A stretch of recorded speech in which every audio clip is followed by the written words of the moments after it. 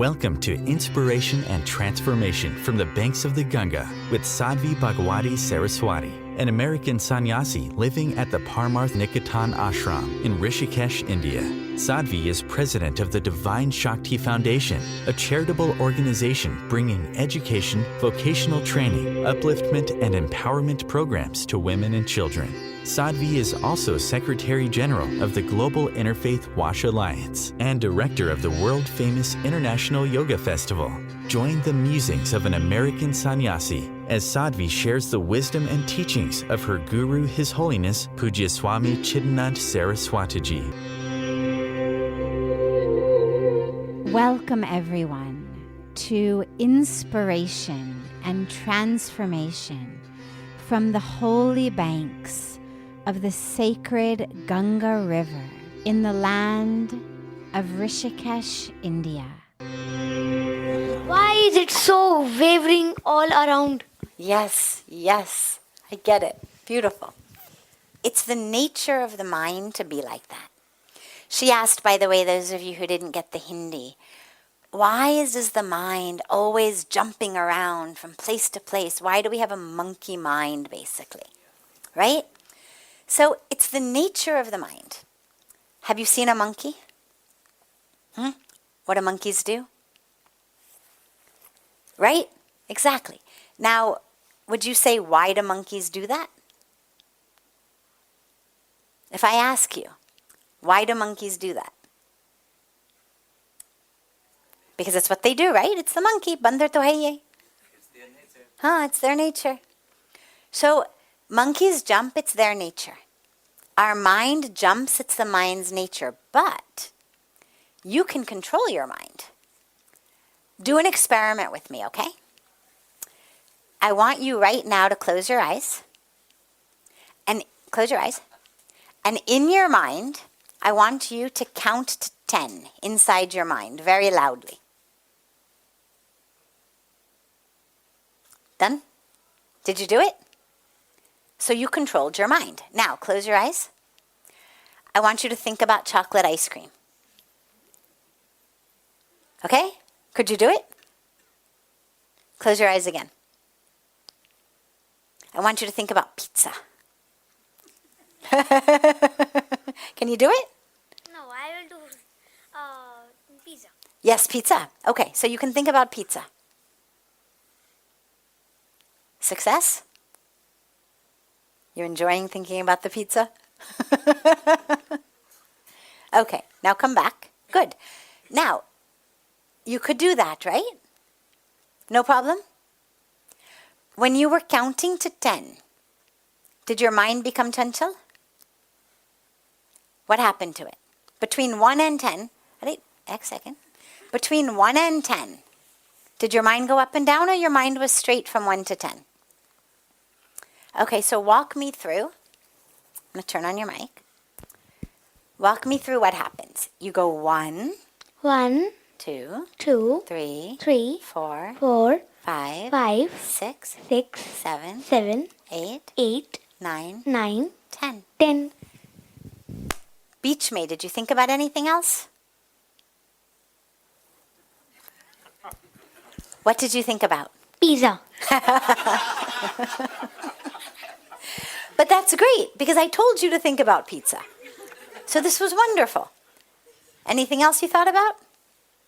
All chocolate ice cream. Okay, but that's good, because I also told you that. Perfect. Now, what we have just shown is that when I say think about chocolate ice cream, you can think about chocolate ice cream. You tell your mind chocolate ice cream, you think about it.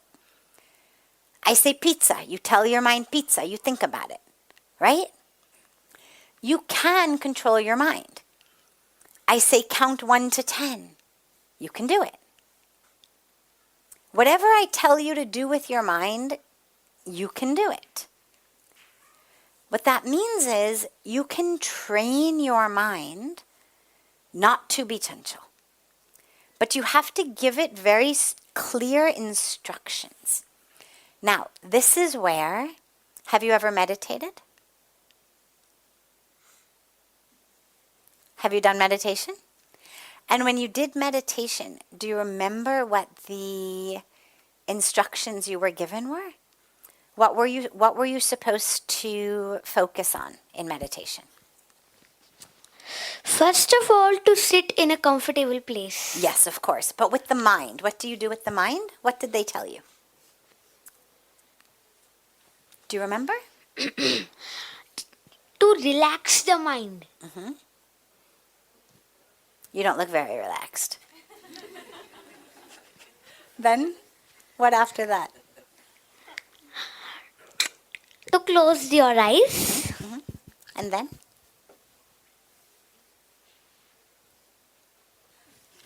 No problem. Here's what we're going to do. I want you to close your eyes. We're all going to close our eyes together, okay? Come sit next to me. Come sit next to me. Right here.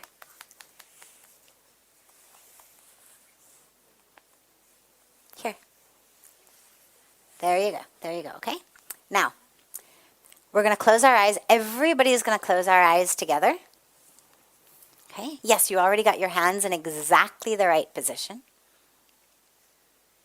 Now, as you've said, we're going to relax our minds, which is a lot easier said than done, as you demonstrated. But we'll take a moment.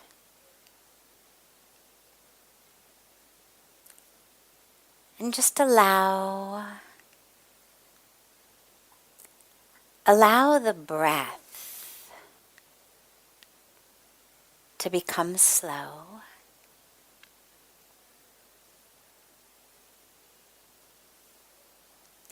And now, inside your mind, I want you to say love.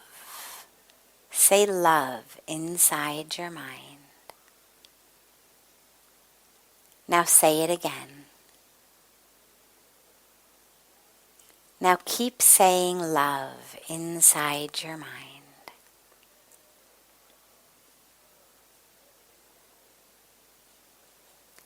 Now, I want you to notice your breath.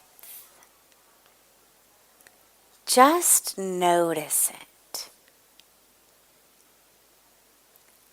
Imagine that after meditation you have to write a report about your breath.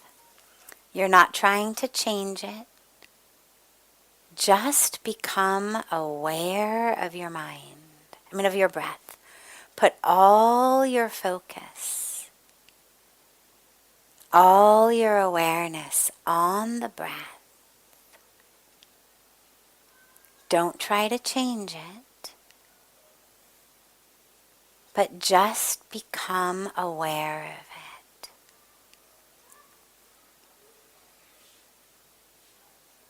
And if the mind starts jumping, if the mind becomes chanchal, just yell love in your mind.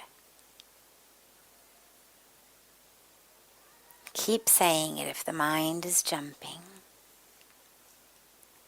But otherwise, keep the mind on the breath. Really notice it. Is your breath deep or is it shallow?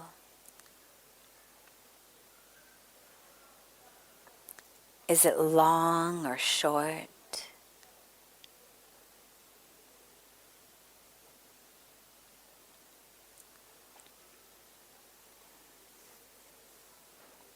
And now, instead of saying love in your mind, I want you to say so hum.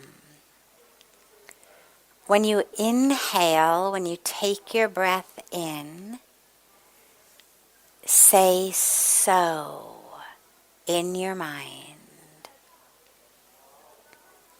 And when you exhale, when you let go of the breath, say hum.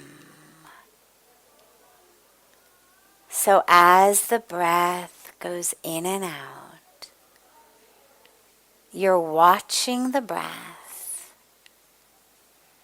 and you're saying so with your inhalations and hum with your exhalations.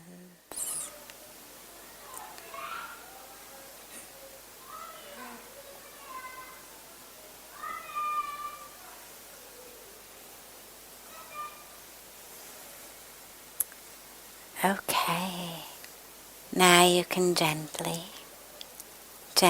open your eyes. How did that go for you? How did that feel? A little nasty. A little nasty? In what way? Like very, very jumping. Very jumping. Okay, well, Not very jumping. Okay. I mean to say. well, that's a lot slower jumping than before. My mind was jumping a little slow. Okay, well, that's good. And that was only maybe 4 minutes of meditation. Imagine what would happen if you did that every day, maybe 5 times a day, and for a little bit longer. See, just in a few minutes, everybody's mind jumps, don't worry. Your mind is very beautiful. Very beautiful.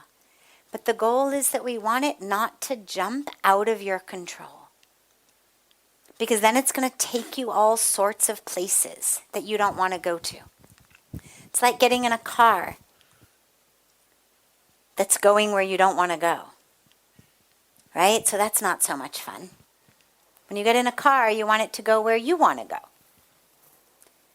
So if the mind is jumping and you have no control, it's like getting in a car that has no steering wheel.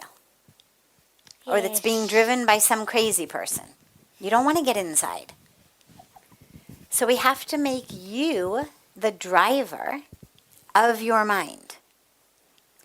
And that practice that we did, where you just watch your breath. Did you notice your breath? Yes. Was it long or was it short? Very, very long. Beautiful. Beautiful. The longer your breath is, the quieter your mind will be. So the longer and the deeper your breath is, the mind will become quieter.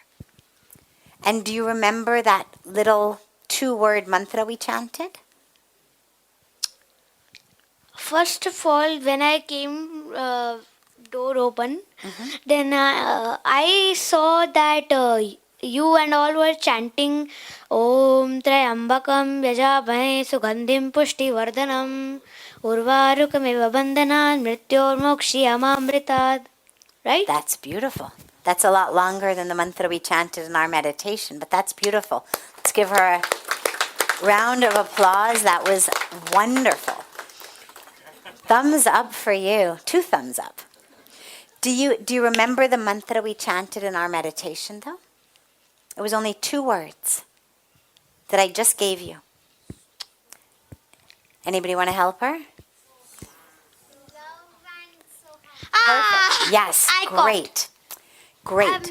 So we began with love. I was just thinking about, I thought I would be wrong. You were very right. You were very right. So we begin with love because it's a very easy thing to just say. The minute the mind jumps, you say love, love. And it's beautiful. It's a beautiful way to bring the mind into your control. But then, as you inhale, okay, so look at me.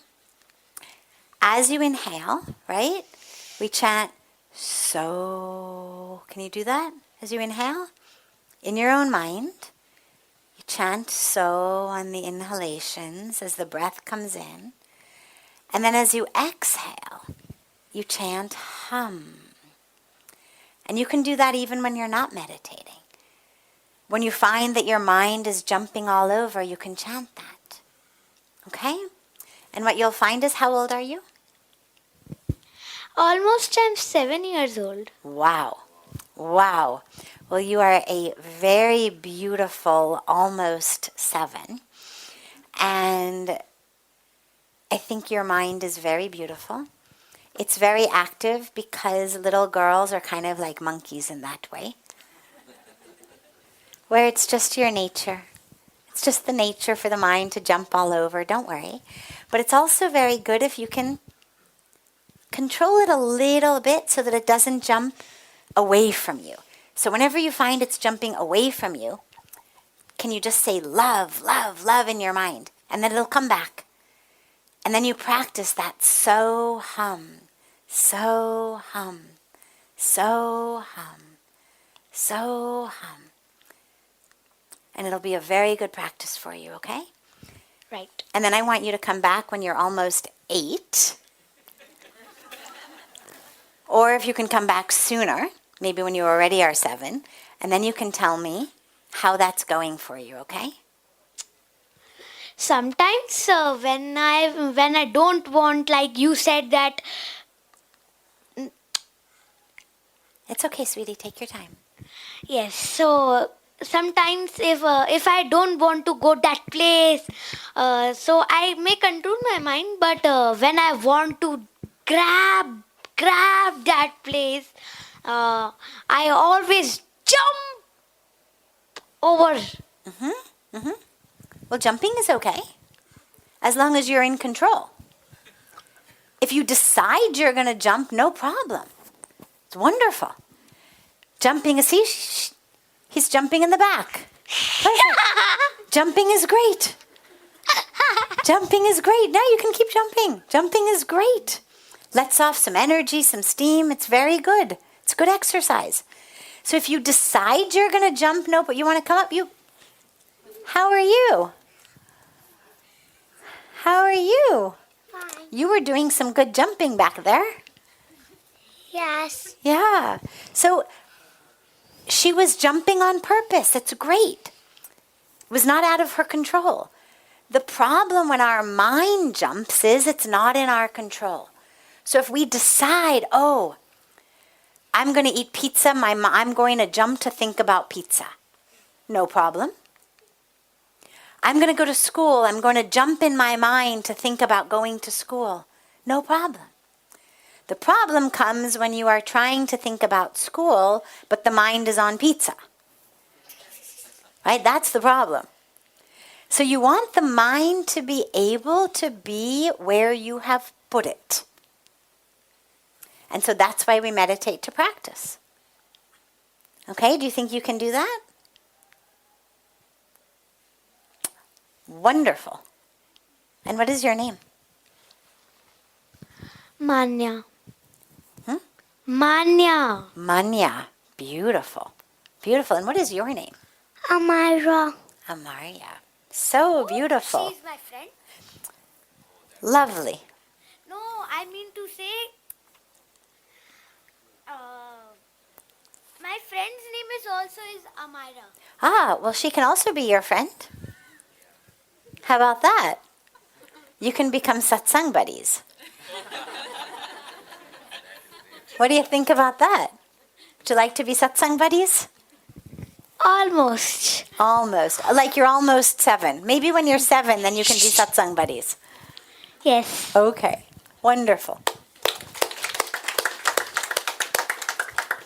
You're listening to OTR-FM, part of the IOM radio network.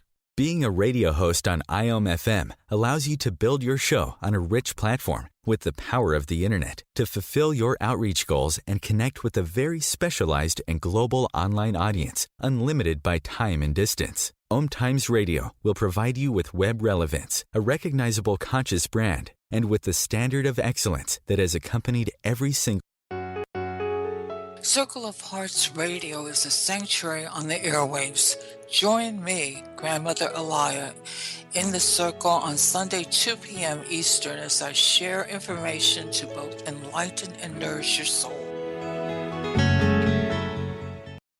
Hi, this is Christina Ricci with RAIN. Every 2 minutes, another American is sexually assaulted. If you or someone you know has been sexually assaulted, You are not alone. Help is just a call or click away through the National Sexual Assault Hotline. Please call 1-800-656-HOPE, that's HOPE, or visit rain.org, that's RAINN.org. Brought to you by Rain and this station. Welcome back to Inspiration and Transformation. I'm so glad to have you all back here with me. My question is that whenever I go to do Japa, I feel like I don't want to do the Japa right now. Let me do something else right now. And when my mind says to do something else and not do Japa. So how can I control my mind to do Japa? Wow. Wow. That was very beautiful. Thank you. I love that you do Japa. That makes me so happy. Well, when I get forced to do that time, and or else sometimes I do. Okay. So, thank you for that beautiful question. So when she sits down to do Japa, sometimes her mind says, maybe I'd rather do something else. I understand that. I think that happens to everybody. That's why our meditation practice, our Japa practice, that's why we call them practices. Nobody has to practice watching cartoons or going for ice cream or pizza, right? It just kind of happens automatically, right? Nobody has to practice playing, right? Do you practice playing? No, you just play, right? So we practice our spiritual practice because it is a practice. It requires a discipline. It requires a practice. When the alarm goes off early in the morning to get up and meditate, the mind says, right? Just hit the snooze button, go back to sleep. Why bother? It's a discipline. It's a discipline. Day after day it gets easier, but it's a discipline. When you sit down to meditate, mind always can think of things. Always. We've all got lists of things we've got to get done. Wake up in the morning and realize things you've got to get done. You probably don't have too much you've got to get done. Lucky for you. But the rest of us, we wake up in the morning, there's so much we have to get done. We say, Cello, I'm going to sit and meditate. And the mind says, but my God, you've got all these things, you have to get them done. And then you start meditating. And you don't instantaneously have enlightenment or ecstasy. And the mind says, see, useless. Might as well finish off my to-do list. Right? Very normal. That's why it's a sadhana. That's why it's a discipline. Because no matter what the mind says, we keep sitting. We keep sitting. We never say to our mind, oh, there's a list of things to do? Okay, I guess I won't meditate today. Because there's always a list of things to do. So we keep meditating. And when we're going to do Japa, it's the same thing. So when you are going to do Japa and your mind says, maybe I'd rather play, right? Is that what your mind says? Always. I understand.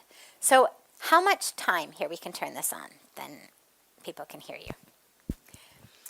How much time in the day do you have for playing? Every time? All time. Your whole life is playing. Well, that's pretty great. And how much time do you do Japa? Mostly once in a week. Once in a week. And when you do it once in a week, how many malas do you do? Sometimes 1, sometimes 5, sometimes 4, sometimes 3. Okay. So how long does your Japa take you usually? Like to do one mala, how long does that take? 10 minutes. Okay. So if you do 1 mala, it's 10 minutes. If you do 5 malas, that's 50 minutes. No, maybe not 15 minutes. It will take 30 minutes. Okay. You speed up as you go along.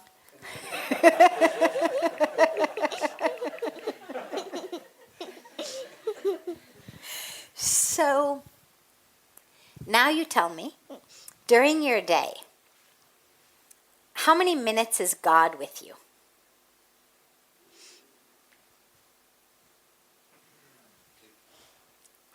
How much is God with you during your day? I don't know. I'm not asking how much you know God is with you. You may forget, but how much is God with you? Does God come and go? Show up on Thursdays? No. No. So how much is God with you? No.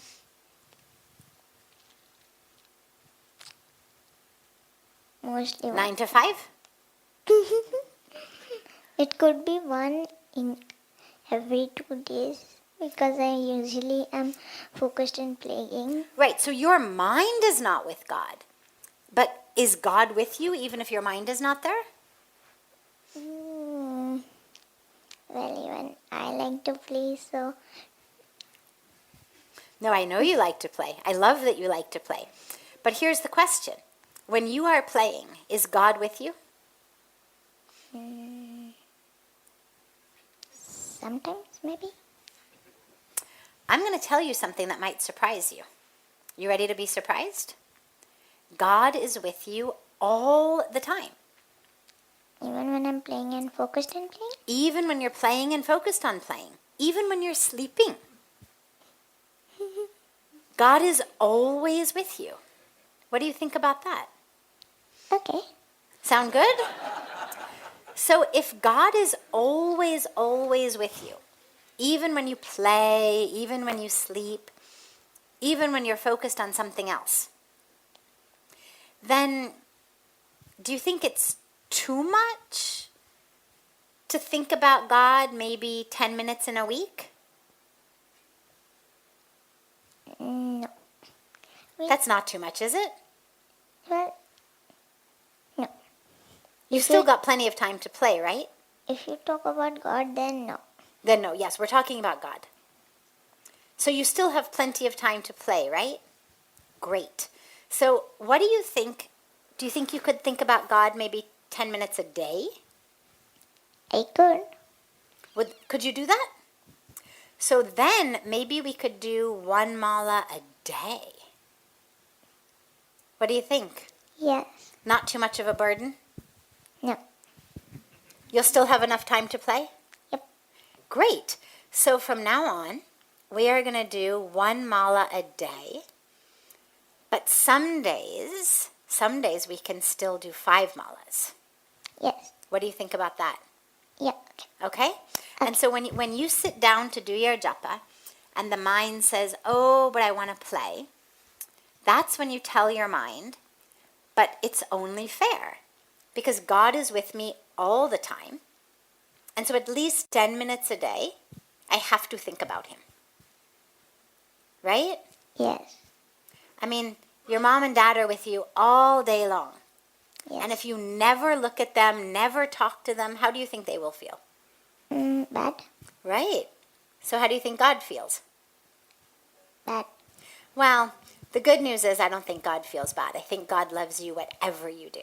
But I think it would make God very happy for you to talk to him every day. Yes. I feel very happy when you talk to me.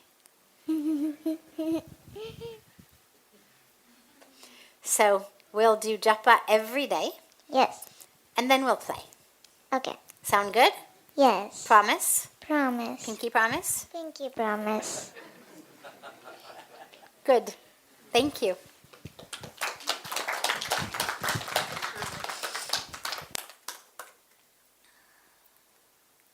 Beautiful.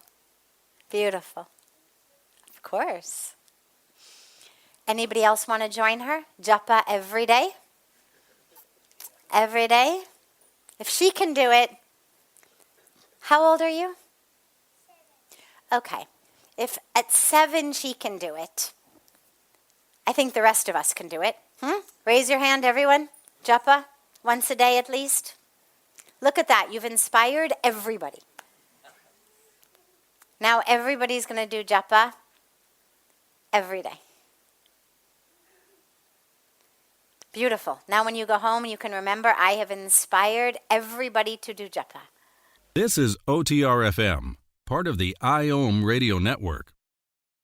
OMTimes magazine is one of the leading online content providers of positivity, wellness, and personal empowerment. A philanthropic organization, their net proceeds are funneled to support worldwide charity initiatives via Humanity Healing International. Through their commitment to creating community and providing conscious content, they aspire to uplift humanity on a global scale. OMTimes, co-creating a more conscious lifestyle.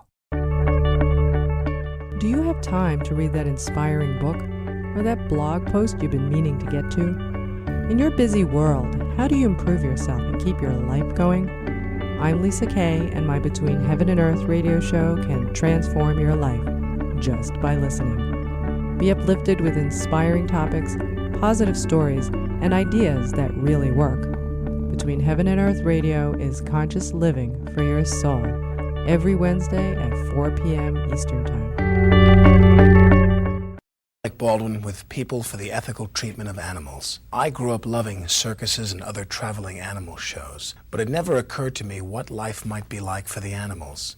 Training wild animals to do things they don't understand takes force. Routine discipline with a hook or whip with the heel of a boot shows the animal exactly who's the boss. Don't patronize animal acts. Please contact People for the Ethical Treatment of Animals. 757-622-PETA. Welcome back. This is Sadhvi Bhagawati Saraswati with inspiration and transformation.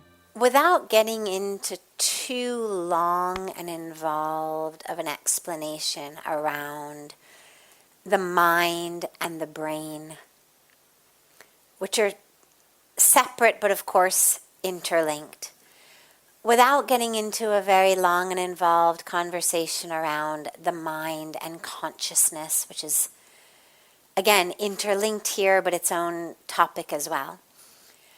Let us just say for here, the conflict is absolutely created by the mind in the mind, by what we call ignorance. You can think of it, some religious traditions in the world talk about what's called original sin. We speak about original ignorance. And that original ignorance is the ignorance of the truth of who you are. That original ignorance that instead of understanding that you are soul, spirit, divinity, thinks that you are this body, thinks that you are your history, thinks that you are your roles, your identities, your personalities, your bank account, your social status. And in that ignorance, if that is all who I am, then I need to protect it. I need to make it more and better. So there's going to be competition, there's going to be jealousy, there's going to be greed. If someone tries to interfere with me trying to make my ignorant understanding of self more, better, I'm going to get angry. Someone stands in my way, I'm going to get angry. So this is where that ignorance leads to suffering. And that's why what we understand as original ignorance is what leads to suffering. The reason we suffer is because we identify as this body, as these roles, as these stories. So we carry stories from our childhood, patterns from our lives. They cause us to suffer. We develop ways of being in anger, in greed, in jealousy, in competition, we suffer. Because having those thoughts makes you suffer. Long before I hit someone else or insult someone else or punch my fist through a wall, I'm already suffering inside. That anger that leads me to shout at someone, well, is being created. It's created in my mind, but the mind grabs the entire body along. When you are angry, you feel it in the body. Your heart rate goes up. Your blood pressure goes up. Your face gets red. Your hands get sweaty. It grabs the whole body. Your digestion stops. That's why they say you should never eat when you're angry. Never discuss those sorts of things that make you angry around the dining table. Ruins digestion. Should be very, very careful what sorts of conversations we permit around our table. Or are we watching the news that makes us angry while we eat? Scrolling our emails, seeing things that make us angry. So anger grabs the whole body as well. But it's created in the mind. Because I've identified as just this body. And so, well, if this is all I've got, I mean, really, 4 or 5 200 rupee saris, well, that's nothing. I should have more, right? So then you get greedy. Then you wander down the street and you're like, oh my God, that person has, very nice things. I should have that. Why that person? Why not me? Then you start plotting. Right? So consciousness exists regardless of what state our mind is in. But whether I am able to be conscious of consciousness depends on my mind. So if I take a bunch of drugs, or I drink a bunch of alcohol, or I get bad brain damage, I'm no longer going to be able to be conscious of consciousness the way that I am when I'm sober with my brain intact. It's why people do things under the influence of drugs and alcohol that they later say, oh my God, I cannot believe I did that. Who was that? Right? And these days everybody's got a phone, so everybody's videoing everything. You're like, yeah, that looks like me. Those are my clothes. But that wasn't me. Who was that? Well, consciousness existed, but I was not conscious of it. My brain/mind, for this purpose, was hijacked, literally, by the drugs, by the alcohol, or damaged by the brain damage in such a way that it's no longer able to be conscious of consciousness. But consciousness still exists. In the same way, love, peace, well, those are truth. Those are part of the nature of who we are.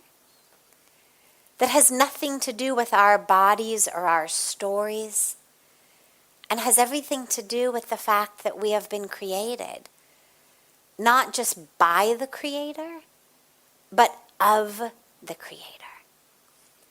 That the core of who we are is love, is joy, is truth, because it is divinity. If my mind is under the influence, drugs, alcohol, brain damage, or anger, or stress, right? We speak about drugs and alcohol, well, they're just chemicals in our brain. So are the chemicals that flood our brain in stress and in anger. So even if in that moment I am wrapped up in anger, the core of who I am is still love, peace, truth, joy. I'm just not able to access it in that moment. So we need our minds to be healthy, to be sober, to be calm and relaxed, so that we are able to access that truth of who we are. But it's still the truth of who we are, even if we can't access it. But then we're not able to benefit from it. Then we're not able to grow and blossom in that. This is OTR-FM, part of the IOM radio network. OMTimes magazine is one of the leading online content providers of positivity, wellness, and personal empowerment. A philanthropic organization, their net proceeds are funneled to support worldwide charity initiatives via Humanity Healing International. Through their commitment to creating community and providing conscious content, they aspire to uplift humanity on a global scale. OMTimes, co-creating a more conscious lifestyle. Do you have time to read that inspiring book or that blog post you've been meaning to get to? In your busy world, how do you improve yourself and keep your life going? I'm Lisa Kay, and my Between Heaven and Earth radio show can transform your life just by listening. Be uplifted with inspiring topics, positive stories, and ideas that really work. Between Heaven and Earth Radio is conscious living for your soul, every Wednesday at 4 p.m. Eastern Time. Like Baldwin with People for the Ethical Treatment of Animals. I grew up loving circuses and other traveling animal shows, but it never occurred to me what life might be like for the animals. Training wild animals to do things they don't understand takes force. Routine discipline with a hook or whip with the heel of a boot shows the animal exactly who's the boss. Don't patronize animal acts. Please contact People for the Ethical Treatment of Animals. 757-622-PETA. Welcome back. This is Sadhvi Bhagawati Saraswati with inspiration and transformation. Freedom is the ability, quite literally, to be free. It's not some very esoteric, complex, sophisticated concept. Freedom means the ability to be free. The question that we ask ourselves, though, is, why aren't we free? What is it that's keeping us from freedom? Most of us in this room, watching online, live in societies and countries where we are free. We're free to vote how we want. We're free to shop how we want, to eat how we want, to live how we want, to pray and worship how we want, or not to pray or worship at all. We've got really, I would imagine for the vast majority of us joining in Satsang, we've got full freedom. And yet, we're stuck. But we're stuck not because of an oppressive government regime, not by colonizers, not because we're locked up in a jail cell, not because we are someone's purchased property as a slave or an indentured servant. But we're stuck because of our own mind. We're stuck because of the ways that our own mind works. So let's say right now, who would like in this moment to be very, very, very happy? Okay? Raise your hand if in this moment you would like to be very, very, very happy, right? Of course, why not? Now the question becomes, that's pretty much our answer all the time. I can't think of any moment that you would say, no, I'd rather not be happy now. And yet, how much of our lives do we really spend happy? Sadly, a very small percentage. Because our minds have made us stuck. We've decided that other people's words, other people's language, what they say to us, what they do, how they treat us, how they live, is something worthwhile to give over my happiness to. I was in a great mood, and then you came home. Right? It was such a good day. Why did you have to talk to me? Or, everything was great until you did this. Or until you said that. It's your fault. Well, they certainly may have said or done something wrong or hurtful. But that idea that I no longer can be in a good mood, that I no longer can be really happy because of something someone else said or did, is a conscious decision I've made. The idea that how other people are living, speaking, treating me is worthy of my happiness, my joy, my peace. That's the workings of my own mind. Our minds have become our jailers. Our minds have said, until this happens, I won't be happy. I've shared before the study that I did, true story, scientific study that I did after I'd been in India maybe a year, maybe a year and a half or so. And I was already seeing the incredible joy in people who had nothing. I mean, people who lived so far below Western standards of poverty. And yet they were so blissful, so happy. And I was starting to have some clarity on actually what it was, what that secret to happiness was. But I'm an academic by heart, I'm a scientist by heart, and I thought, let me do a study.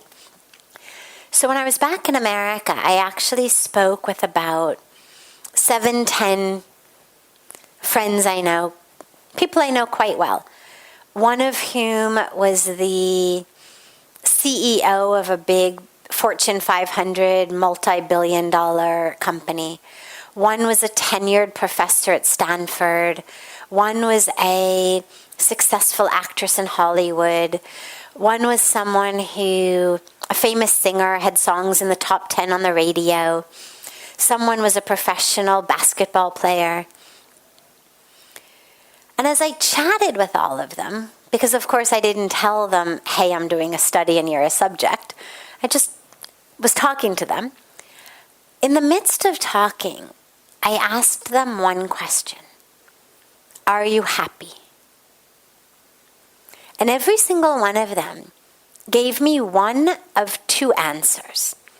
Either they said, I will be happy when, and that blank was different for different people.